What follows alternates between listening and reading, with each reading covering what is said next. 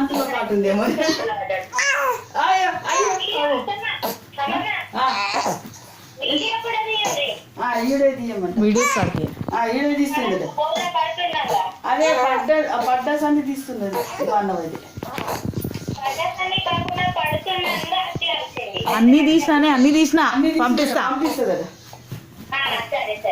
వాళ్ళు ఇప్పుడు మంచాలు ఉన్నారు ఇద్దరు. మరి పంపిస్తా అట్లనే వాళ్ళకి చూడు ఫోటో కూడా ఇద్దరు ఒకడు చూసి ఆడు వాడితే ఈడు పక్కకేం చూస్తున్నాడు కాళ్ళకు పెద్దోడు.